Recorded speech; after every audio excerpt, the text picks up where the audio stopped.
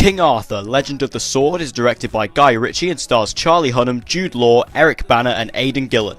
Robbed of his birthright after the murder of his father, Arthur returns to his home to find his kingdom under control of his evil uncle Vortigern. He must now work and fight in order to gain control back of his kingdom and use the legendary sword of Excalibur.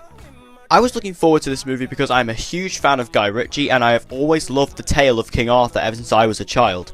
With that said, I was eagerly anticipating the release of this movie for those reasons. So did it live up to my expectations? Well, yes and no. First off, the cast. The cast in this movie is so solid. Charlie Hunnam plays Arthur and he was fantastic. He was brash, strong and funny throughout the whole movie, which just proves the point that he is the perfect candidate for Green Arrow in the films. So DC, just give him a call. All of the other actors provided very fun and comedic performances too, which just provided for a really nice, well-rounded and highly talented cast. I was also really impressed with the script and the comedy that was implemented into the script.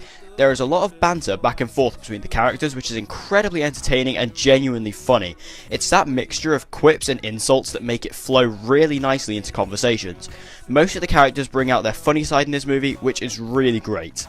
However, there are some downsides. I found the overall editing style of this movie to be really strange. It's not very well cut together and it's almost done in a way so that we cannot see what is actually going on, as if they are trying to cover up for something.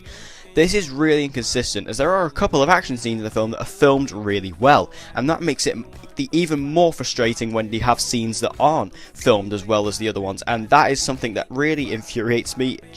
It's quite a small niggle, but it's just something that really annoys me. Also, I found the mystical and magical elements a bit overbearing at times, and it felt like it was just shoehorned into the movie to emphasise that this is a world with mages and magic and things alike. And I understand that obviously within the King Arthur storyline you have things like that, you have mages and of course you have the character of Merlin, and you know, since I'm a huge fan of the story, I love those characters, but for this film I just don't feel it worked and it didn't pay off, and it just makes the movie feel a bit cluttered in scenes.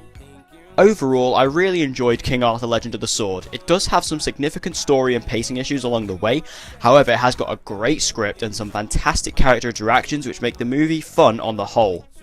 I give King Arthur Legend of the Sword a C+.